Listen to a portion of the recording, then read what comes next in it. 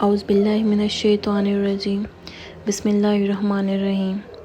अस्सलाम वालेकुम everyone, welcome to my YouTube channel study point.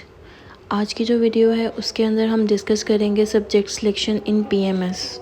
इससे पहले जो वीडियो थी उसके अंदर हमने subject selection in CSS discuss किया था और पीएमएस एग्ज़ाम होता क्या, इसकी एलिजिबिलिटी क्या, क्राइटेरिया क्या, उसके बारे में भी एक वीडियो मेरे यूट्यूब चैनल के ऊपर है, आप उसको भी देख सकते हैं। अब हम देख लेते हैं सब्जेक्ट सिलेक्शन पीएमएस में किस तरीके से करते हैं।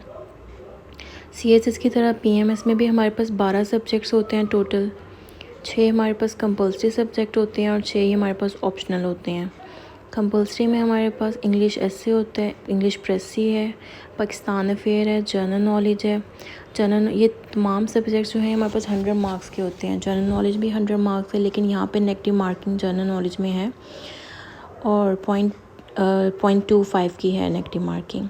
उर्दू हमारे पास है और हमारे पास इस्लामियात है। टोटल मिला के 600 मार्क्स हमारे पास बनते हैं। कंपल्सरी तो सबके लिए कंपल्सरी है, इन कंपल्सरी सब्जेक्ट्स को तो पढ़ना ही है। हमने देखना है कि ऑप्शनल में सब्जेक्ट सिलेक्शन किस तरीके से करते हैं।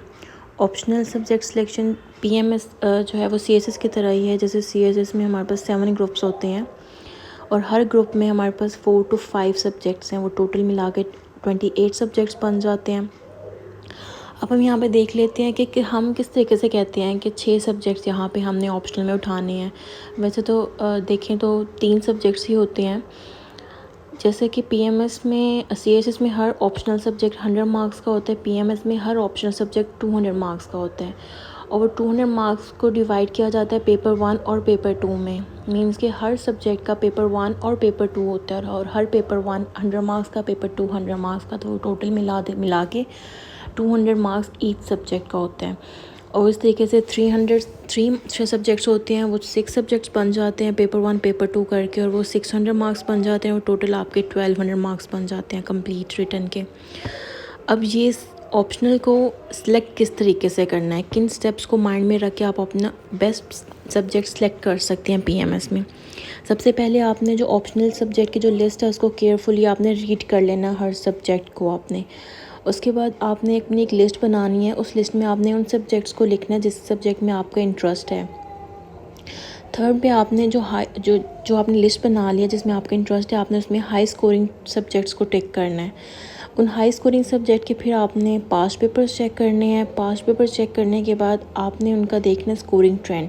और पास्ट पेपर जब आप चेक कर रहे होते हैं और जिन सब्जेक्ट का पास्ट पेपर आपसे क्विकली हो रहे होते हैं, क्वेश्चन आपसे टैकल जल्दी हो रहे होते हैं, स्टेटमेंट जल्दी आसानी से ब्रेक हो रही हैं, आपने उन सब्जेक्ट को टिक करके आपने अपने ऑप्शनल को सिलेक्ट कर लेना है। यहाँ पे कुछ लोग ये भी करते हैं कि जो सीएसएस में ऑप्शनल उठाए होते हैं वो कोशिश करते हैं कि हम पीएमएस में भी उन्हीं ऑप्शनल्स को उठाएं ताकि हमारा टाइम बच जाए।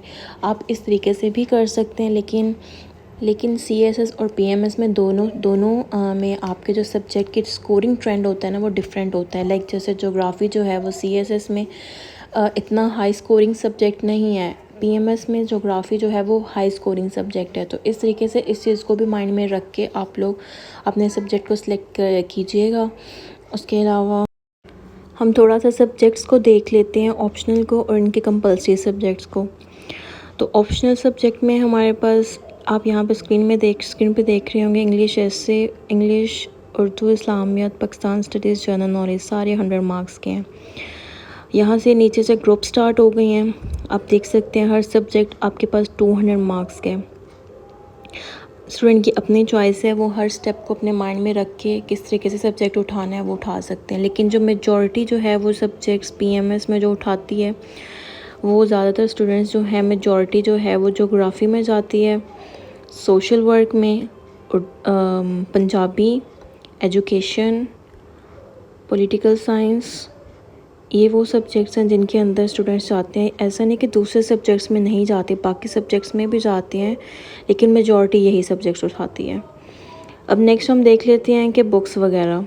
इसी तरह जिस तरह सीएसएस में हम बुक्स को उठाते हैं वैसे ही हमने यहाँ पे बुक्स को लेके चलना है। एक बुक आपके पास वो होगी जो आपके सिलेबस को डायरेक्टली कवर करेगी। जंगीर व अटेम्प्ट्स की हो सकती है, किप्स की हो सकती है या नोआ की हो सकती है।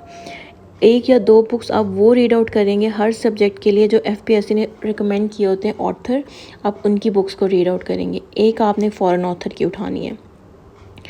यहाँ पे एक बहुत कॉमन क्वेश्चन जो हर स्टूडेंट के माइंड में होता है, आप माइंड में होता है कि पीएमएस किस तरीके से डिपेंड कर रहा है सीएसएस के ऊपर, क्योंकि कुछ लोग नहीं बल्कि मेजॉरिटी लोग कहते हैं कि सीएसएस की अगर आपने तैयारी कर लिया तो आप पीएमएस में अपीयर हो सकते हैं, सीएसएस की आप तैयारी कर लिया तो आप पीएमएस की तैयारी आपकी ऑटोमेटिकली हो जाती है।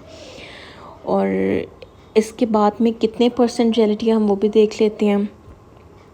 60 to 65% इस बात में रियलिटी है कि अगर आपने सीएसएस की तैयारी कर लिया तो आपकी पीएमएस की तैयारी हो जाती है। अब वो कैसे हो जाती है और बाकी जो है 25 to 30% वो किस तरीके से मैं कह रही हूँ कि नहीं हो पाती यहाँ पे तैयारी। जैसे कि कुछ सब्जेक्ट्स जो हैं वो यहाँ पे सिमिलर हैं, इंग्लिश एसे, इस्लामियात, पाकिस्तान अफेयर, ये सब्जेक्ट्स जो हैं ये बिल्कुल सेम है। तो ये यहाँ से आप कह सकते हैं कि आपकी तैयारी सीएसएस की तैयारी हो जाए तो आपकी पीएमएस की हो जाती है। कुछ सब्जेक्ट्स यहाँ पे आपके पास न्यू आ जाती हैं, जैसे कि यहाँ पे आपके पास करंट अफेयर स्किप हो जाते हैं, आपके पास उर्दू आ जाता है और आपके पास जनरल नॉलेज एमसीक्यूज बेस होता है, आपके पास वो आ जाता है। उर्दू की तैयारी आपको कम्प्लीटली न्यू वे में आपको बिल्कुल स्टार्ट से करनी पड़ती है। अगर यहाँ पे आप ऑप्शनल जो है आप अपने सीएसएस वाले ही उठाते हैं तो उनका कुछ सिलेबस डिफरेंट होता है। जैसे कि पॉलिटिकल साइंस अगर हम सीएसएस में उठाते हैं और हम पीएमएस में भी उठा रहे हैं तो पीएमएस में कुछ वेस्टर्न थिंकर्स न्यू आ जाते हैं आपके पास, यहाँ पे कुछ चीज़ें आपके पास स्किप हो जाती हैं, कुछ कॉन्स्टिट्यूशन पीएमएस में स्किप हो जाती हैं, सीएसएस में होते हैं। तो इस तरीके से कुछ टॉपिक्स आपके पास सब्जेक्ट्स के स्किप हो जाते हैं या न्यू एडअप हो जाते हैं।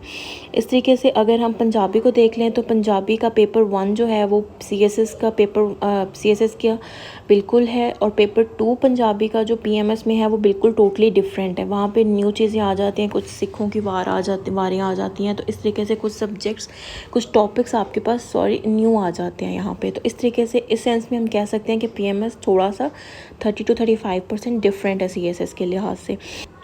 आज की वीडियो हमारी यहीं तक थी। उम्मीद करती हूँ कि आपको पूरी वीडियो समझ आ गई होगी और अगर आपका फ़र्दर कोई क्वेश्चन है तो आप मेरे से कमेंट सेक्शन में पूछ सकते हैं। इंस्टाग्राम का लिंक है, आप वहाँ पे मुझे मैसेज कर सकते हैं या मुझे ईमेल भी कर सकते हैं आप मुझे। अगर आपको वीडियो पसंद आई हो तो वीडियो को लाइक कर दीजिएगा, शेयर कर दीजिएगा और चैनल को सब्सक्राइब कर दीजिएगा। अल्लाह पाक हम सब की मदद फरमाए और हम सबको अपने मकसद में कामयाब करें। दुआओं में याद रखिएगा। अल्लाह हाफ़िज़।